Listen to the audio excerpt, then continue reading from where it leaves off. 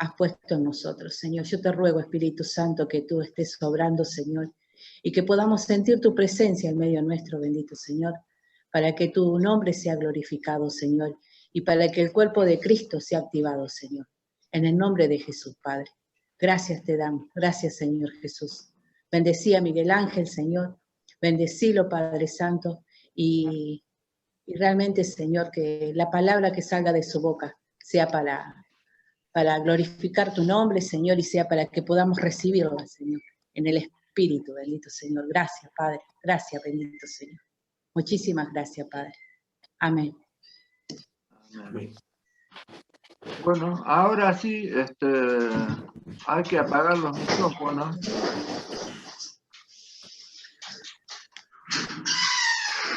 Si pueden, por favor, apagar todos los micrófonos. Miguel, perdón. Antonella está, Anabela, ¿está Anabela? Sí, sí, está. Ah, perfecto. Bueno,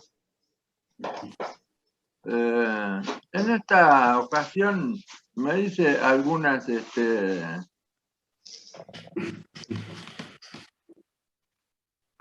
diapositivas para que quede más recordado todo esto. Entonces, ahora va a salir la diapositiva en la pantalla. Y ustedes recuerden que tienen que apagar los micrófonos. Por ahora está todo bien. ¿Me escuchan bien, no? Bueno, es el título, los dones ministeriales. Jesús dijo a los apóstoles: recibirán poder cuando haya venido sobre ustedes el Espíritu Santo. Habíamos estado viendo los dones naturales que ya vienen incluidos en la persona desde su nacimiento, por eso les llamamos naturales, y que es dado a todo hombre, toda mujer que nace, todo bebé. No es soberano del Señor cuántos y cuáles dones naturales tiene, pero no hay ninguno que nazca que no tenga al menos un don. Eso es lo que nos enseña la Escritura, y en realidad Dios es mucho más abundante y generoso, y cada persona en realidad tiene varios dones naturales, aunque hay uno o dos que siempre sobresalen. Ahora, estos dones ministeriales que vamos a ver hoy forman parte de lo que son los dones espirituales. Los dones espirituales se adquieren cuando la persona se entrega a Cristo y se bautiza. Recuerden el bautismo de Jesús, que se hizo presente el Espíritu Santo en forma de paloma. Así que tenemos esta fe y esta confianza porque somos bautizados en el nombre del Padre, del Hijo y del Espíritu Santo. Entonces, esta promesa que figura acá: recibirán poder cuando haya venido sobre ustedes el Espíritu Santo, es lo que Dios concede cuando nos bautizamos. Además de el glorioso regalo de la salvación, del perdón de los pecados, de la vida eterna, Dios es tan generoso que derrama sobre aquellos que son llamados a su casa, a su familia, a la iglesia, también derrama dones que son tantos dones capacitan, estos dones capacitan para la tarea espiritual fundamentalmente, que cada hermano, cada hermana, cada hijo de Dios va a desarrollar dentro de su reina. Así que estos dones son impartidos por medio del Espíritu Santo. Acá tenemos esta otra diapositiva que tiene una cita de Efesios 4. Dice: pero a cada uno de nosotros le fue dada la gracia conforme a la medida del don de Cristo. Él, Cristo, subiendo a lo alto, dio dones a los hombres. Esto ocurrió, entonces, como nos está explicando, luego de que Jesús fue resucitado, fue ascendido a los cielos y fue glorificado y se sentó a la diestra del Padre. Está abreviado el versículo, también dice que descendió a lo último de la tierra, descendió, donde tuvo su ministerio en el infierno, pero eso no lo vamos a ver ahora. Así que vamos a concentrarnos en esto, que él cuando subió, cuando ascendió a la presencia del Padre, fue glorificado, entonces otorgó dones a los hombres.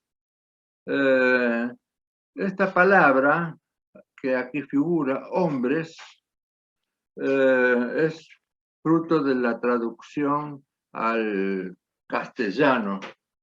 Ustedes saben que genéricamente cuando dice hombres se refiere tanto a los hombres como a las mujeres. Ahora se está con el lenguaje inclusivo diciendo hombres y mujeres. En el castellano se está sobreentendido que es también las mujeres. Así que estos dones fueron dados a todos, a todas las hijas de Dios. Esta palabra que figura aquí, hombres, en griego es antropomorfos, que quiere decir el género, todo el género humano, que incluye hombres y mujeres. Entonces Dios, por medio de esta exaltación de Cristo y a través del Espíritu Santo, da dones espirituales a todos aquellos que se entregan y se bautizan, que los capacita, que les da una herramienta poderosa para servirles. Dentro de ese poder que dijo Jesús que vendría sobre cada uno de los creyentes cuando descendiera el Espíritu Santo sobre él, están incluidos estos dones que son capacidades especiales para reunir o para hacer ciertas tareas espirituales dentro de su casa, dentro de la iglesia. Así que aquí vamos a ver la próxima que nos aclara unas cuantas cosas. Dice el mismo, es decir, Jesús, dentro de esos dones, constituyó a unos apóstoles, a otros profetas, a otros evangelistas, a otros pastores y maestros. Dentro de la gran cantidad de dones espirituales que el Espíritu Santo derrama sobre los hijos de Dios, tienen una importancia particular estos que estamos mencionando acá. Apóstoles, profetas, evangelistas, pastores y maestros. Hago la aclaración acá que también hay una cuestión de traducción donde dice a otros al final, pastores y maestros, algunos entre los que me cuento separan. Unos son los dones para pastores y otros para los maestros. Otros dicen que es un solo don. En realidad los 5 dones serían 4 de esa manera. Por lo menos en esta traducción, si hubiera una coma después de la I, sería otros pastores y maestros. Entonces ahí sí serían separados los dones, estos dos últimos. Como la coma no está, y la coma está respetando el original, por no estar, entonces la mayor cantidad de eruditos se vuelca a pensar y a sostener de que pastores y maestros van juntos. Después vamos a hablar un poco en detalle sobre eso. Bueno, la cuestión es que entonces así como está esto, presentaron esta diapositiva que está en Efesios 4:11, hay 5 dones: apóstoles, profetas, evangelistas, pastores y maestros. Aquí está entonces lo que se conoce como los dones ministeriales.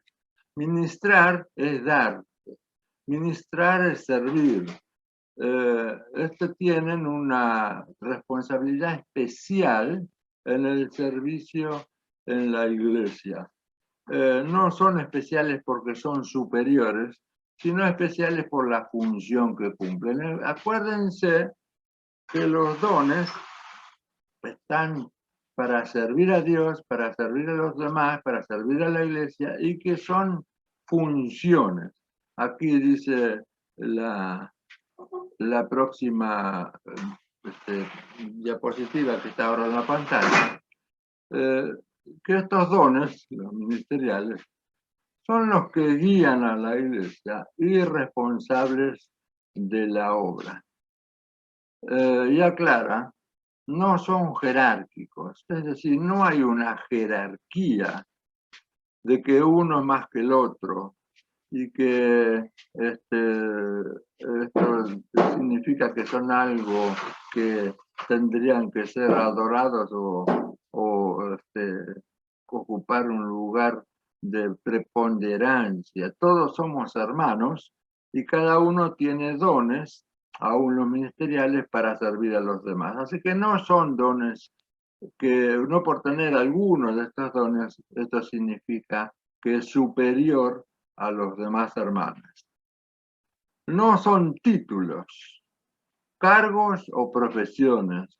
De esta manera, no es muy natural, no es muy normal que digamos el pastor Alejandro, porque estamos hablando como si fuera un título el ser pastor, y en realidad es un don de servicio, es para servir. Es una costumbre, es una tradición que fue establecida mucho tiempo atrás, digamos siglos atrás, que no expresa la realidad, digamos, fidedignamente, ¿no? No es sano para la iglesia decir el pastor tal, el apóstol tal, el profeta tal, pero tampoco hagamos una cuestión por eso, porque casi todos muchas veces decimos el pastor Gustavo, para que lo distingan, pero tengamos siempre en cuenta, aunque lo estemos usando, que esto no es porque sea una persona o una superior a los demás. Y tampoco lo dan, estos dones, no lo da la iglesia, ni otro pastor, ni un apóstol, ni un profeta, ni un seminario o ninguna otra organización humana. Hay seminarios que cuando el estudiante termina su ciclo, su currícula, 3, 4 años, se reciben de pastor, y no es así, porque lo que el seminario puede dar, y es importante lo que puede dar, son conocimientos, pero lo que dice acá abajo, los dones los da únicamente Cristo Jesús. Y dice, Él mismo los constituyó a unos apóstoles, profetas, evangelistas. Entonces, alguien que tiene el don de alguno de estos ministerios, está bien que desarrolle ese don, y si se siente llamado a eso, que estudie en un seminario, estudie en un curso, lo que fuere. Pero no por estudiar en un curso o por estudiar en un seminario es pastor o profeta, lo que sea, porque los dones los da Jesús por medio del Espíritu Santo, y los dones ministeriales, es decir, los ministerios, los que tienen esa capacidad y ese llamamiento a servir a la iglesia, lo da Jesús como cualquier otro don. El Espíritu Santo los imparte por la autoridad de Cristo que cuando está sentado a la diestra de Dios. Es importante esto porque Jesús dijo algo respecto a esto, dijo, a nadie llamen Padre, porque uno es vuestro Padre que está en los cielos. Así que decirle Padre a otra persona, a veces lo decimos en tono cariñoso, es mi Padre espiritual, porque bueno, cuando me entregué a Cristo, Él me guió en los primeros pasos y se constituyó una persona referente en lo espiritual, uno lo considera como un padre, pero no está bien que digamos el padre José o el padre Omar, porque solamente hay uno que es el padre espiritual y otro que es el padre, ¿cómo se dice? El padre, bueno, se me escapó la palabra, el padre que nos dio la vida, ¿no? El padre que nos engendró. Biológico, biológico. Eso, ahí está. Bueno, entonces resulta que esto de los dones, tenemos que recordar muy bien que los dones, especialmente los dones ministeriales, están para perfeccionar a los santos. Los santos son los hijos de Dios, los que están formando parte del cuerpo de Cristo, para perfeccionar a los santos para la obra del ministerio. O sea que aquí hay algo muy importante que tenemos que tener bien presente y aclararlo. El ministerio es de todas las personas que están en la iglesia. Todos tenemos ministerio. Todos tenemos que servir a Cristo.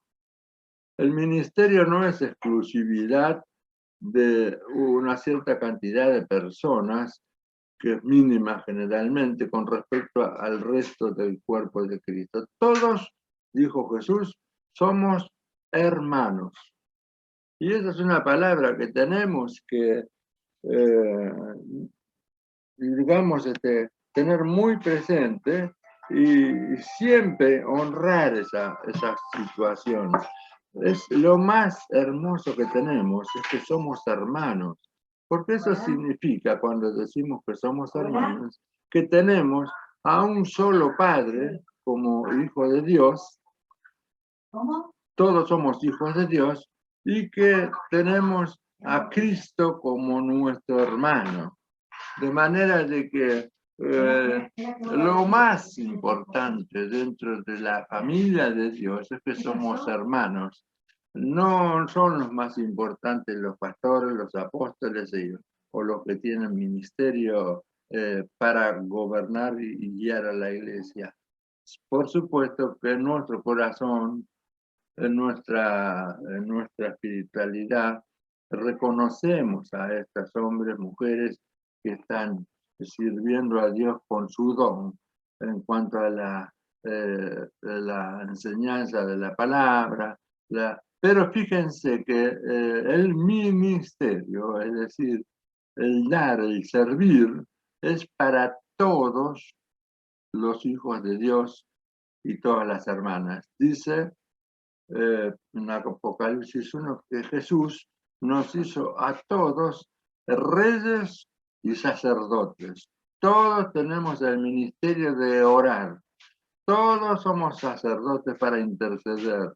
Y todos tenemos esa capacidad de gobernar en lo espiritual, sea sobre situaciones especiales, sea sobre la mentira o la verdad, sea sobre la luz o la tiniebla.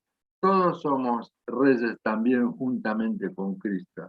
El reinado que nos ha dado Jesús no es un reinado de vanagloria o un reinado de apariencia, es un reinado espiritual que nos capacita para gobernar sobre las situaciones del punto de vista de la luz y la tiniebla, la verdad y la mentira. Entonces, resulta que los dones son para capacitar, darle entrenamiento, desarrollo a los hermanos a los santos, para la obra del ministerio, para la edificación del cuerpo de Cristo. El cuerpo de Cristo es toda la iglesia de todos los lugares y en todos los países o lo que fuere. Y esos son perfeccionados y edificados a través de los dones que ciertos hombres y mujeres tienen con respecto a la verdad y la obra de Dios. Así que no tratamos de desmerecer el hecho de ser apóstol, pastor o maestro, o evangelista o profeta, pero sí ponerlo en el lugar que corresponde, en el sentido de que no es una jerarquía, aunque está bien honrar a los pastores, honrar a los que nos ministran, pero no tengamos en cuenta la vanidad humana, la idolatría o la exaltación de la persona. Hoy día está bastante introducido dentro de la iglesia en general, que se exalta la persona que tiene el don, y no el don, y no el dador del don, que es Jesús. No está bien hacer propaganda o presentar un ministerio como el ministerio de fulano de tal, porque no es del fulano de tal. El ministerio lo ha dado Cristo, y Jesús es el que tiene que ser exaltado por el ministerio. Bueno, estamos tratando de poner verdad, de poner las cosas en su lugar y tratando también de estar advertidos para no hacernos participantes de una desviación, ¿no? Así que tengamos muy en cuenta esto de que el ministerio es para perfeccionar a los santos para la obra del ministerio. Parece un juego de palabras, pero en realidad los dones ministeriales son para perfeccionar a los demás. Bueno, aquí vamos a entrar entonces en que esto no es un orden jerárquico. En este sentido también, no es un orden jerárquico. Es decir, no está primero más arriba de todo el apóstol, como está escrito acá, después el profeta, después el evangelista, después los pastores y maestros. No quiere decir que el apóstol es más que el profeta es más que el evangelista y el evangelista más que los pastores y maestros. No es un orden. Es de alguna manera tenemos que expresarlo. Pablo dice en 1 Corintios 12, primeramente apóstoles, luego los profetas. ¿Pero por qué dice primero? No primero porque sea el más importante, el que está arriba de todo, sino porque es el que comienza la obra. La obra la empiezan los apóstoles, o el que empieza una obra está haciendo un trabajo apostólico, que a veces no sea reconocido, no interesa eso, pero tiene el don, y resulta que ese es el orden que dice Pablo en el desarrollo de la obra. Pero esta lista, así como está presentada en esta diapositiva, no es un orden de que arriba uno es el 1, el otro es el 2, el otro el 3 y el otro el 4. No es así. Es el enunciado de los distintos dones ministeriales. Una figura que me gustó, que la copié, es esta que está acá, que dice de esta manera, que los dones son complementarios. Es decir, acá alguien hizo esta figura, bastante aproximada a la realidad, donde dice que en cada uno de los lados de un pentágono está el apóstol, el profeta, pastor, evangelista, maestro. De manera de que todos forman la figura del pentágono. Los 5 ministerios están unidos entre sí, tienen puntos de convergencia, puntos de contacto, y forman una sola cosa. Es una especie de cuerpo, hoy día se usa la palabra equipo ministerial, que debería estar formado por estos dones ministeriales que están acá señalados en este pentágono. Fíjense que interesante la figura, porque si uno le saca un lado, el pentágono ya no es más un pentágono, es un pentágono roto. Y el pentágono este tiene los lados del mismo tamaño, es decir, que son todos iguales, y los 5 conforman esa figura. Bastante interesante, me pareció que está, por lo menos de alguna manera, entender que todos tienen la misma jerarquía, la misma importancia, que no es independiente, que unos dependen de los otros, que ninguno de estos debería andar solo, sino relacionado con los otros 4 ministerios, sea cual fuera el que él tiene. No por ser apóstol tiene que andar solo. Tiene que tener relación con todos, con los hermanos, con el más débil, con el más simple, con el más sencillo, con otros que tienen su mismo don para compartir las experiencias, para compartir lo que Dios nos da, pero ninguno de estos está capacitado para andar solo y hacer la obra en soledad. De esa manera quedaría con esta figura más o menos ejemplificada, que son complementarios, que uno aporta lo que el otro no tiene, aunque puede ser que alguna persona tenga 2 o 3 de estos dones. De todas maneras, nadie es completo en sí mismo. El único que es completo, que fue completo en él mismo, fue Jesús. Jesús tenía todos los dones y Jesús tenía su ministerio en la totalidad.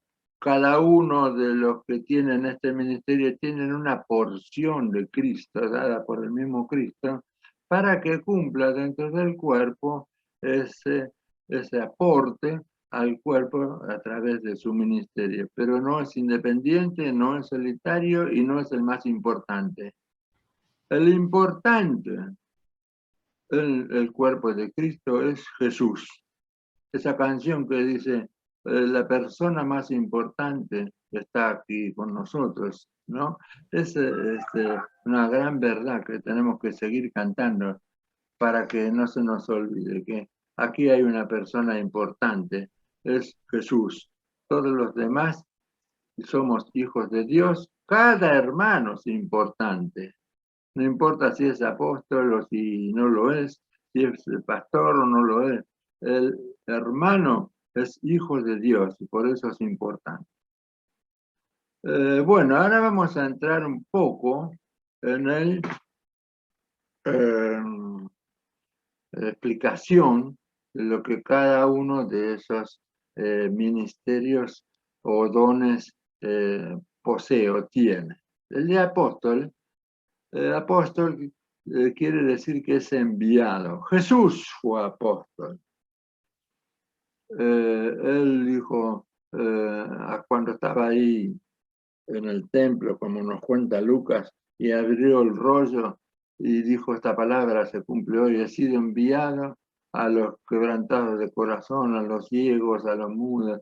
Él es el apóstol, él es el enviado de Dios. Y también dijo, el que me recibe a mí, recibe al que me envió. El que me recibe a mí, recibe al Padre. Es enviado del Padre para morir por nosotros. Él hizo su obra redentora y él es el apóstol por excelencia, el enviado. El apóstol es la persona que está capacitada para dar comienzo a la obra. Como dice el otro párrafo, pone fundamento, arranca en algún lugar geográfico o en algún barrio, en algún pueblo, en una ciudad inmensa, en un país.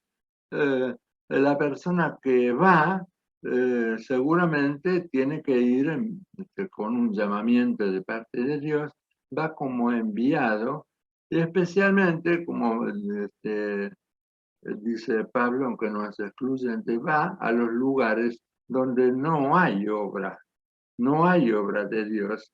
Entonces, el apóstol inicia, ahí comienza la obra del Señor. No necesariamente tiene que ser así, porque también el apóstol puede llegar a una obra que hace muchos años que empezó, que está ahí debilitada, recién representada por algunos poquitos, y bueno, entonces ahí él pone el fundamento, no comienza la obra, pero la lleva adelante, la establece.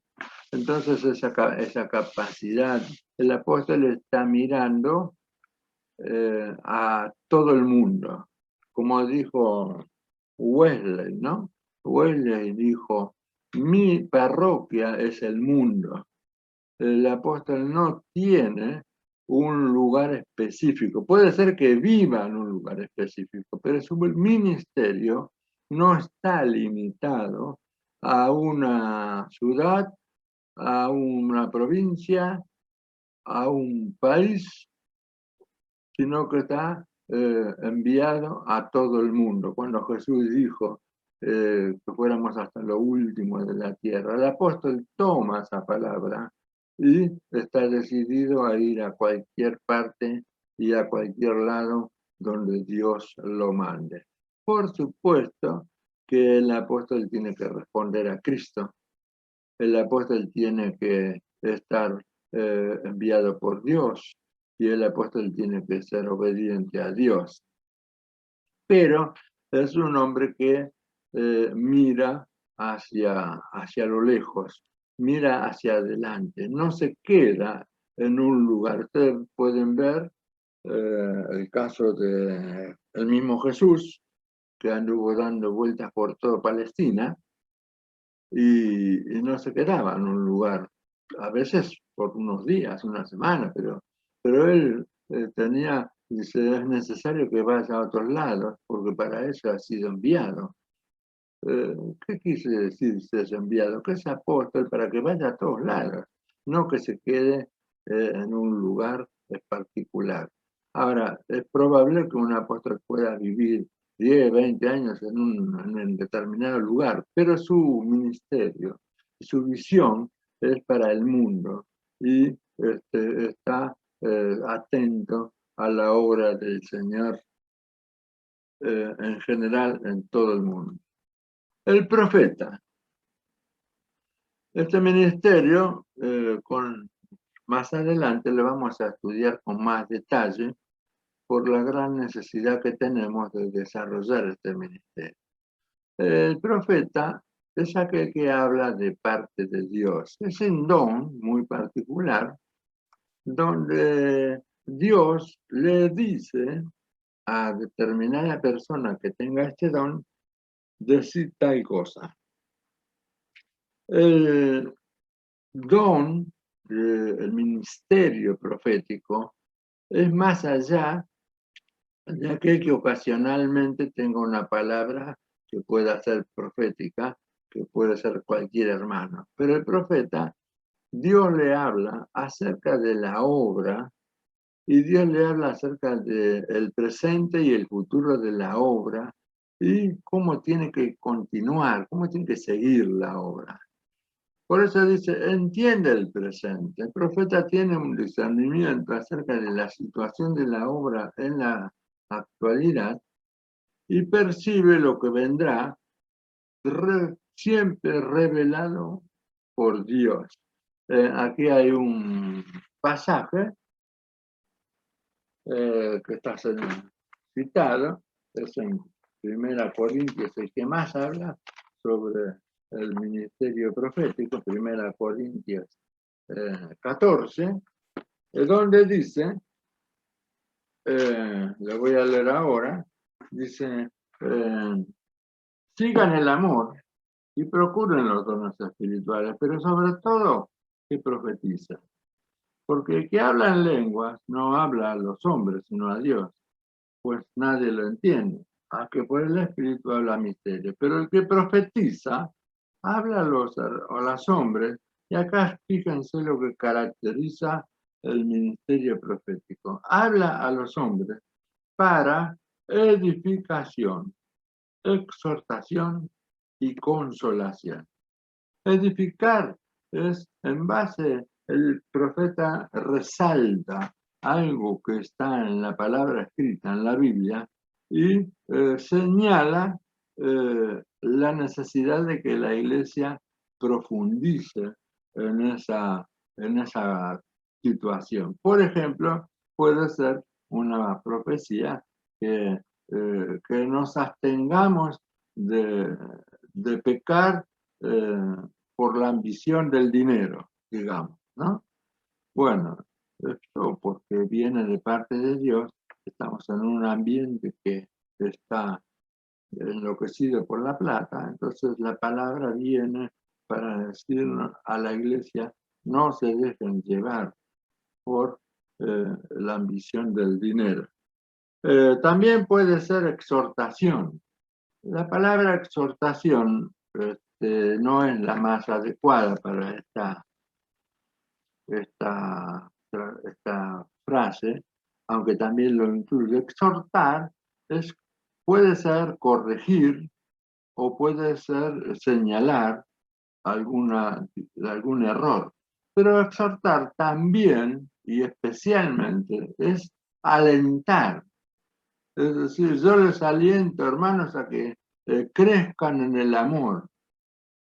Puede ser que la situación de la iglesia en ese momento sea escaso el amor de Dios entre los hermanos, escaso el amor entre los hijos de Dios. Entonces Dios envía a una persona que habla y dice, yo espero que se amen más y más, que se amen. Entonces esa es una palabra de exhortación que trata de corregir algo, pero al mismo tiempo alienta, indica para dónde tenemos que ir. Y la tercera de consolación. Hay infinidad de situaciones en que la iglesia puede estar sufriendo calumnia, injusticia, persecución o muchas otras cosas más. Y dice el Señor, usa a alguna persona para decirle que Él está con nosotros, que no temamos, que Dios nos defiende, que Dios no nos va a abandonar, que Él es nuestro escudo, que existe esa palabra de consolación, ¿no es cierto? De que la iglesia cuando recibe esto, así con la unción profética, es muy alentada, muy fortificada, se fortalece y se edifica. Así que estas tres cosas tienen que distinguir el ministerio profético: edificación, exhortación y consolación. El otro párrafo dice, complementan con los apóstoles el establecer el fundamento. Ahí dice esta cita de Efesios 2, 19 y 20, ya lo voy a estar encontrando, me falta un poco. Efesios 2, 19 y 20 dice, así que ustedes ya no son, dice, extranjeros ni advenedizos, sino conciudadanos de los santos, miembros de la familia de Dios, edificados sobre el fundamento de los apóstoles y profetas, siendo la principal piedra del ángulo Jesucristo mismo. Pablo siempre insiste en recordarnos que lo principal es Cristo, que los dones no son lo principal, los dones son dados por Cristo para servirle, pero no nos desviemos exaltando a alguna persona. El don de profecía tiene cierta repercusión dentro de la iglesia. Parece que el profeta supiera todo y se le da mucha importancia, cosa que no estoy en contra para nada, pero el profeta lo que hace es hacer resplandecer la palabra de Dios que ya está escrita. Ese es uno de los elementos que nos ayudan a confirmarnos si, en principio, la palabra de profecía es real y verdadera. Si realmente viene de Dios, tiene que coincidir con lo que dice la Biblia. Si alguno dijera que dice el Señor que ya llegó y que Él ya vino por segunda vez, bueno, esto no es de Dios, porque todavía está por venir. O sea, esto es un error, sería un error muy grave, pero lo hago a propósito para que nos demos cuenta. Siempre tenemos que contrastar, confirmar, comprobar si lo que dice esta persona de parte del Señor no contradice la Biblia, porque Dios no se contradice a sí mismo, y la palabra es coherente y es siempre la misma. Dios no cambia y siempre va a estar diciendo las mismas cosas. Complementan con los apóstoles el establecer el fundamento, porque puede haber revelación profética acerca de a dónde la iglesia tiene que dirigirse para hacer la obra. Puede ser que venga palabra y diga, bueno, ha llegado el momento de que vayan a hacer la obra a Alberdi.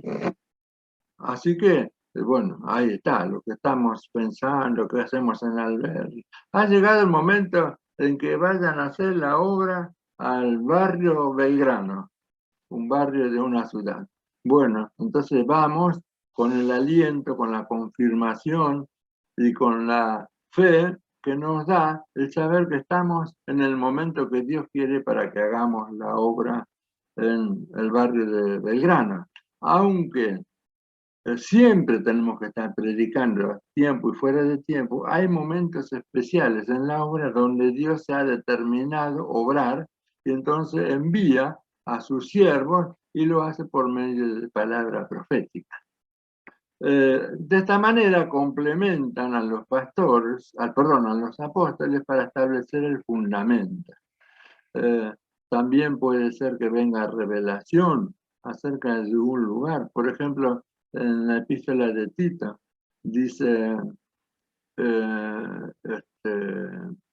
los cretenses. Pablo lo mandó a Creta, a Tito, ¿no? Dice, los cretenses siempre mentirosos. Bueno, se nota que en Creta había un problema muy grave acerca de la mentira, de tal manera que esa es la característica de ese pueblo o de esa sociedad, la mentira. Entonces, Pablo afirma rotundamente de parte del Espíritu Santo a Tito, mira, tened cuidado con los cretenses porque son no mentirosos. Así que esa es una palabra profética de revelación acerca de la situación para hacer la obra. Bueno, profetas. Ahora viene evangelista. Aquí merece la palabra evangelista una aclaración muy importante. Nosotros, en el contexto moderno o contemporáneo, consideramos que evangelista es, como el caso del hermano Anacondia, o de Billy Graham, o de Luis Palau, uno que está predicando el evangelio para llamar al arrepentimiento y a la salvación. Pero sin embargo, bíblicamente, el evangelista es alguien que bajo la supervisión de un apóstol establece y desarrolla una obra nueva. Mismo Pablo le dice, a ver, permítame, no lo copié. Ah, sí, acá está. No lo había visto abajo. Dice en 2 Timoteo 4:5, haz obra de evangelista. Le dice a Timoteo. ¿Por qué motivo? Porque Pablo estaba en otra ciudad y lo había dejado a Timoteo en Éfeso. Entonces, Pablo era un colaborador Timoteo era un colaborador de Pablo y que estaba haciendo la obra ahí que había comenzado el mismo Pablo. Pero, entonces él le dice,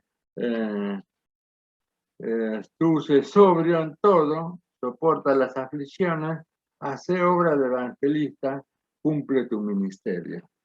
La obra del evangelista, ustedes pueden ver con las 2 epístolas la tremenda y fuerte y profunda relación que había entre Pablo y Timoteo, es porque Pablo era la autoridad en Éfeso. Pablo era la autoridad de esa obra, la autoridad apostólica. Y Timoteo era el evangelista que en nombre de Dios y bajo la guía de Pablo hacía la obra ahí en ese lugar. También mencioné a Tito, y dice ahí en la epístola Tito 1:5, dice, por esta causa te dejé en Creta, para que corrigiese lo deficiente, establecieses ancianos en cada ciudad, así como yo te mando. Ahí están las órdenes para el evangelista de parte del apóstol. Lo dejó en Creta, una isla que está al sur de Grecia. Pablo había pasado por ahí, entonces había empezado la obra. Pablo no se quedó en Creta, como apóstol siguió viajando y siguió yendo a otros lados. Entonces, ¿aquí qué pasa? Bueno, lo dejo a Tito para que continúe, establezca la obra y que la desarrolle. ¿Y qué son las indicaciones? Que corrija lo deficiente, lo que está mal. Que establezcas ancianos, pastores en cada ciudad y que todo esto lo haga como yo te mandé. El evangelista es alguien que está bajo la autoridad de un apóstol y que hace la obra continuando la obra que comenzó el apóstol bajo su supervisión y bajo su paternidad. Podemos ver en estas epístolas las 3 la tremenda y hermosa relación que había entre Pablo y Timoteo y Tito, una relación realmente paternal, como hijos los tenía, los amaba mucho, pero era el que era la autoridad espiritual ahí, y ellos lo hacían en nombre de Dios bajo esa autoridad de Cristo. También dice en 2 Timoteo 4:10, dice, Demas me ha desamparado, amando este mundo, se ha ido a Tesalónica. Crescente, otro colaborador de Pablo, fue a Galacia y Tito a Dalmacia. Es decir, él iba repartiendo por los lugares que iba, seguía viaje como apóstol, y por los lugares que iba dejando a algunos de sus colaboradores para que continúen la obra del evangelista. Bueno, pasamos ahora a pastor. Lo hago por separado para poder definir independientemente lo que cada uno tiene su don. El que tiene el don de pastor tiene la capacidad de cuidar, alimentar y guardar, cuidar y guardar, proteger, digamos, cuidar, alimentar, guardar a los hijos de Dios. El Salmo 23, tan conocido para nosotros, Jehová mi pastor. Bueno, ese salmo, si ustedes lo estudian bien, van a encontrar totalmente definida el espíritu y el don del pastor. Jesús también dijo, yo soy el buen pastor que da su vida por las ovejas. En forma figurada, Jesús asume la tipificación, llamémosle así, de pastor. Se toma de lo que en aquel tiempo era muy frecuente, especialmente en Palestina, de que había muchos pastores que criaban ovejas y también cabras. Había entonces, la gente entendía lo que era un pastor y entendía lo que es oveja. Hoy día está un poco más desfigurado porque nosotros vivimos, no vivimos en el campo, pero el rebaño o el redil es donde se guarda el rebaño, está dándole, digamos, es un símbolo de la iglesia. También se dice Jesús que era el Cordero de Dios porque se presenta como sacrificio, y Jesús se presenta a sí mismo como pastor, el que cuida, alimenta, guarda. Él se presenta como el buen pastor que no es asalariado, que es capaz de dar su vida con tal de defender a una oveja, o que va a buscar una oveja aunque tenga 100, deja las 99 para ir a buscar la perdida. Y así está desparramada por la Biblia toda esta figura de paternidad, de amor, de guardar y cuidar, que es característica del pastor. Apacienta, eso le dice Jesús a Pedro cuando ya se estaba despidiendo, en 3 veces que le pregunta si lo ama, y Pedro ya no sabe cómo hacer para explicarle que lo ama. Entonces la respuesta de Jesús era apacienta. Apacentar es guardar en paz, que tengan tranquilidad las ovejas, que tengan paz. El pastor no está para perseguir, no está para controlar, no está para vigilar en el sentido de estar desconfiando de las ovejas. El pastor está para vigilar que el lobo no se coma las ovejas. Eso es lo que tiene que guardar, que el enemigo no las ataque. Eso es lo que es apacentar, que tengan paz, que tengan tranquilidad, porque aquí está el pastor y el pastor los va a defender. Y el pastor es capaz de dar la vida por las ovejas. Entonces eso está describiendo cómo es el espíritu de pastor. También enseña el pastor. El pastor enseña de diversas maneras. Por ejemplo, aquí dice 1 Timoteo, perdón, que me equivoqué. 1 Timoteo 4, 6. Dice, si esto enseñas a los hermanos, se está hablando de la doctrina, serás un buen ministro de Jesucristo, nutrido con las palabras de la fe y de la buena doctrina que has seguido. Más adelante dice en el 11 y 12, esto manda y enseña. Ninguno tenga en poco tu juventud, sino sé ejemplo de los creyentes en palabra, conducta, amor, espíritu, fe y pureza. Tremendo mandamiento de parte de Dios y de parte de Pablo, ¿no? Tiene que ser ejemplo en todas estas cosas, porque eso es lo que es la autoridad espiritual del pastor. Como dije anteriormente, no se es pastor porque se estudió en un seminario, aunque el seminario ayuda al que tiene el don de pastor a conocer mejor la Biblia. Pero el don de pastor es irreemplazable porque lo da Jesucristo por medio del Espíritu Santo. Entonces, el que tiene ese don, dice, sé ejemplo de los creyentes. Ahí está la autoridad espiritual. Jesús vivía lo que enseñaba y enseñaba lo que vivía. No se separa la enseñanza de Cristo de su vida. Él vivía como decía que había que vivir y lo confirmaba con su propia vida, y entonces eso le ha dado la autoridad que tiene.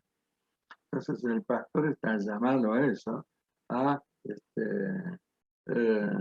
apacentar, enseñar de esa manera. Ahora, puede ser que el pastor también tenga junto el don de maestro, que está señalado acá en esta placa.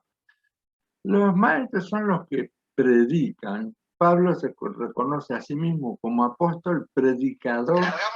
Apóstol predicador. Entonces, él se reconocía a sí mismo como apóstol y también como predicador.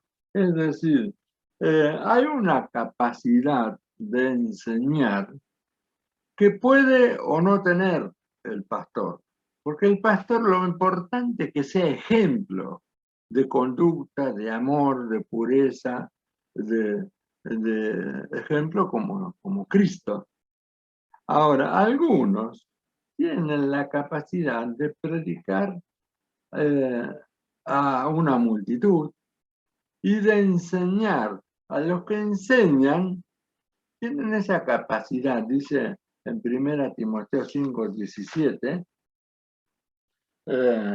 vamos a verlo ahí, dice, los ancianos, se refiere a los pastores, anciano y pastor en aquel momento era lo mismo, que gobiernan bien. Esa es la función de pastor, estar gobernando, guardando, cuidando, alimentando, sirviendo. Se han tenido por dignos de doble honor, mayormente los que trabajan en predicar y enseñar. Es decir, hay algunos que tienen la capacidad o los dones necesarios para ser pastor y maestro, que apacienta, que alimenta a las ovejas, que las corrige, que les trae paz, que les trae tranquilidad, que predican y que enseñan. Hay otros que solamente son maestros, que predican y enseñan, pero no tienen el don de ser pastores, de manera de que su ministerio no es de gobernar una congregación, una iglesia local, sino que su ministerio es de recorrer los distintos lugares donde está la palabra, donde está la iglesia, y llevar palabra de enseñanza. Predican, enseñan, sin tener la responsabilidad de después poner por obra en esa congregación lo que enseñar. A veces me puedo hacer un poco más claro. Puede venir un maestro que da una tremenda explicación acerca de la compasión, llamémosle así, compasión, misericordia y cómo tenemos que comportarnos de acuerdo a la palabra. Para él viene de visita, predica, enseña sobre la compasión y se va. Se va a otra iglesia, a otro lugar, a predicar quizás lo mismo. Entonces es responsabilidad del pastor local a que lo que fue predicado y enseñado por el que tiene el don de maestro se ponga por obra en la iglesia. Ese es un trabajo pastoral que el maestro no lo tiene, no tiene la capacidad de que lo haga, pero sí tiene la capacidad para predicar y enseñar. Entonces, puede ser alguien que sea maestro sin ser pastor. Ahora, el pastor sí es maestro en cuanto a que va a dar ejemplo y que va a tener esa conducta que Pablo dice, y que va a apacentar, y que va a cuidar, y que va a guardar, y enseña con su vida, y enseña también con la palabra, pero conserva su ministerio dentro de una localidad. Está en una iglesia local. El maestro es un ministerio, podríamos decir, itinerante, que es para otras iglesias. Él puede ser que pertenezca a una iglesia, lo seguro que lo es, pero su ministerio es que va a distintos lugares a enseñar la palabra. Por ejemplo, hace muchos años, cuando Jorge Mitián, uno de nuestros principales, tuvo revelación acerca del señorío de Cristo, él recorrió casi todas las iglesias del país de ese momento, enseñando sobre el señorío de Cristo. Ahí él estaba ejerciendo su ministerio de maestro. Enseñaba acerca del señorío de Jesús y enseñaba que Jesús es el Señor. Y pasaba 2 o 3 o 4 días enseñando sobre esto. Después él se iba y era responsabilidad del pastor local que todo lo que se había predicado sobre el Señor de Cristo se ponga por obra. Eso puede llevar meses, puede llevar años, puede llevar mucho esfuerzo, frustraciones, trabajo. Eso es trabajo del pastor. El maestro no tiene esa capacidad, no tiene ese don, sino solo el de predicar y el de enseñar. Bueno, hermanos, aproximadamente hemos visto un detalle, poco abuelo de pájaro, de los ministerios espirituales, los ministerios que vienen de parte del Espíritu, los dones ministeriales. Yo les diría que sigamos la misma idea que teníamos en la otra vuelta, que como ya esto lleva como 1 hora y cuarto, hagamos así. Todas las preguntas que tengan o quieran acerca de este tema, entonces, para el martes que viene, las anotan y nos dedicamos el martes que viene a contestar, a responder las preguntas de lo que fue enseñado hoy.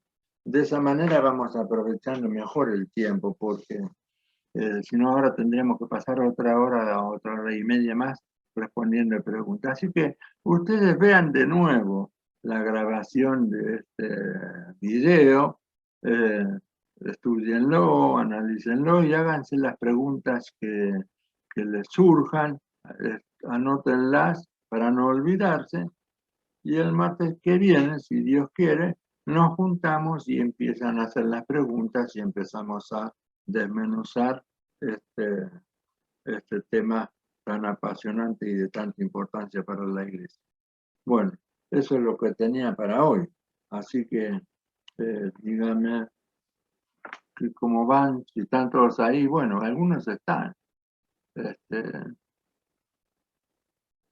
Veo que han permanecido en la pantalla, por lo menos. Así que, ¿qué les parece? Hagamos así y ahora nos despedimos.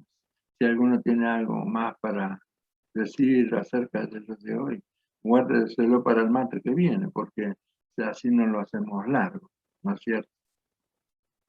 Aquí somos hoy 12 personas.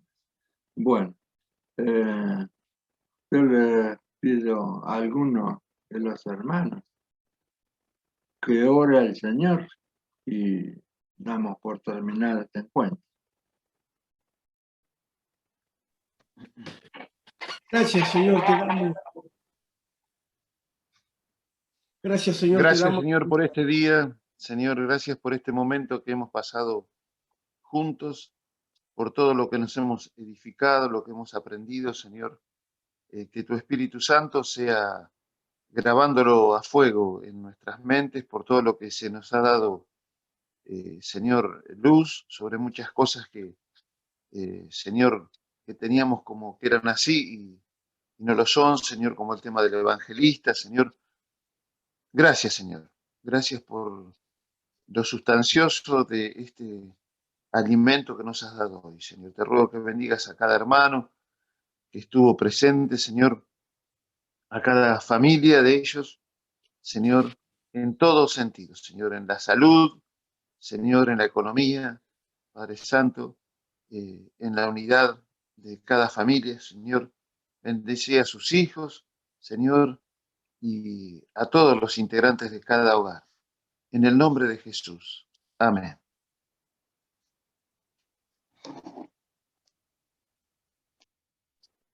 Bueno, hermanos, nos vemos. Nos vemos el martes. Dios los bendiga a todos. Dios les Un bendiga a abrazo todos. a todos de parte del Señor. Un abrazo. Dios los bendiga. Chao, Nori.